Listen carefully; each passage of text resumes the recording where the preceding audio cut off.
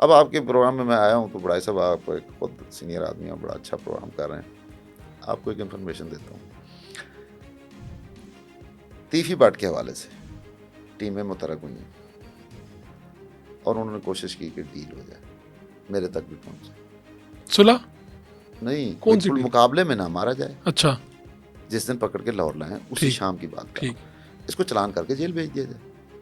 तो मुझे एक साहब कहते हैं कि जी आपका सुहेल जफर चट्टा के साथ बड़ा ताल्लुक है। मैंने कहा यार कभी था, मैं दो तीन खबरें उसके खिलाफ दी हैं, तो अब मेरा वो ताल्लुक नहीं रहा। साफियों का ये बड़ा मसला होता है, ताल्लुक खराब बड़ी जल्दी हो जाती है। जब हम खबर देते हैं, प्रोग्राम जी हाँ। करते हैं, सर तो उनको ताल्लुक खत्म सोचना हो चाहिए जाता ना, है। या तो देखें मैं मेरिट से हट के खबर दूँ, मेरे पास एविडेंस ना हो, चीज़ हो रही है यार, अगर उसको कहते हैं कि ना बिल्कुल दें ठीक। तो फिर ये तो गलत है, फिर हम अपना प्रोफेशन छोड़ दें, इनकी कासल ऐसी में लग जाए तो वो हो नहीं सकता। तो मैंने कहा मसला क्या है? कहता जी उसको कहें कि जो सोच सकता है ना, जिस तरह की डील चाहता है वो हम करने को तैयार हैं, तीफी को जेल भेज दिया। मैंने कहा यार एक बात आपको बता दूँ, ये चट्टा साहब के लेवल का काम नहीं है, ये बहुत ऊपर से ऑर्डर है, ऊपर कोशिश करें। तो करते कराते सर वो बड़े घर तक पहुंचते हैं। अच्छा तो उनमें उनका एक रिश्तेदार बच्चा जो है ना, उसको कहा जाता है कि जी ऊपर बात करें और ख़त्म करें। तो वो बच्चा भी फ़ोन करता है, पंजाब की एक बहुत बड़ी सियासी शख्सियत। तो कहती है बेटा आप इन कामों में ना पड़े, और रात को 3 बजे एनकाउंटर। यानी कोशिश तो की। कोशिश की। और अगर मैं एक फर्ज कर लेते हैं कि चट्टा साहब तक ये बात जाती, तो ऑफर क्या थी? आप लाखों की, करोड़ों की, या अरबों में? मेरे ख्याल में सर अरबों तक चला जाता है ना? क्योंकि अगर यहाँ पर साफी दोस्त हमें ही ऑफरें करवा रहे थे कि सुलह के लिए काम करें, है।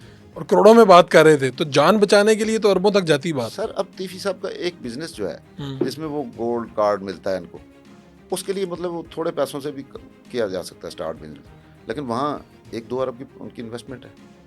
तो वो कारोबार अगर उनके हवाले कर देते तो तीफी साहब को क्या फ़र्क पड़ना था? कुछ भी नहीं। तो फिर इस तरह की सर बड़ी डीलें होती है। अच्छा, और जो गोगी भट्ट हैं उनके ऊपर ये इन्होंने कहा जी कि इन्होंने अपने साथियों समेत तीफी को छुड़ाने की कोशिश की और तीफी भट्ट को मार दिया। ऐसे ही है जी? नहीं बड़ा सर वैसे हाँ। नहीं। वो एफआईआर में ऐसा कोई जिक्र नहीं। ये सिर्फ सोशल मीडिया की हद ये तक? सोशल मीडिया, देखें बात ये है, नए बच्चे जो आ रहे हैं ना, हाँ। उनको एफआईआर पढ़नी नहीं आती। अल्लाह सर, अकबर। मतलब मुझे याद है कि मुझे जब क्राइम रिपोर्टिंग शुरू की थी तो 4-5 दिन एफआईआर को समझने में लग गए थे। एफआईआर अपनी जगह पे एक वकूआ समझना मुश्किल काम है। अब ये बात मतलब हवा में हुई है कि जी वो गोगी भट्ट शरीक था जिसने तीफे को छुड़ाया, उन साथियों में शामिल था।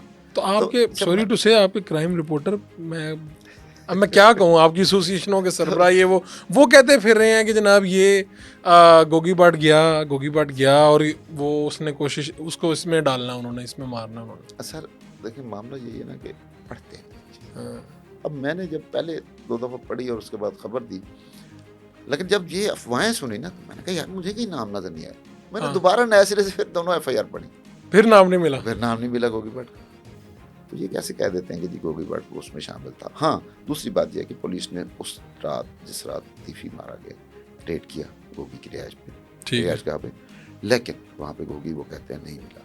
अब इस पे ना मैं तस्दीक कर सकता हूँ ना तरदीद करता हूँ कि गिरफ्तार हो गए हैं या नहीं हुए, क्योंकि आज जब उनकी बेल थी तो वो वहाँ पे नहीं थे, बेल रिजेक्ट हो गई। तो सर उसमें जो हमारे सोर्सेज बता रहे हैं वो कहते हैं मिटा हमने इसको देना है, लेकिन अभी हमें पकड़ नहीं सके। इस वजह से ख्याल चल रही है। ठीक है, तो यानी समझें कि जो सारा खतरा तीफी भट्ट साहब की तरफ था वही सारा गोगी। बड़ा साहब इसमें बटों का मामला हो गया, बचना और भी कोई नहीं। अच्छा। इसके बाद दूसरों की बारी आना शुरू हो जाएगी। यानी ये जो खतरा है ये दूसरे ग्रुप की तरफ भी जाएगा। जी। और कुछ लोग जो जानते हैं वो कहते हैं जी तीफी भट्ट साहब ही थे जो असल मास्टरमाइंड थे, गोगी साहब का तो नाम निकला हुआ था। ये कहाँ तक है बात? सर तीफी साहब के बारे में जो हमने देखा है, वो कभी घर से बाहर नहीं निकलते थे, वो सिर्फ प्लानर थे। अच्छा। माइंड सेट उनका था, गोगी मोरा था, फ्रंट पे गोगी था, नजर सबको वही आते थे, नगर सबको, लेकिन पीछे वही थे, मेन वही थे। मेन वही। ओके।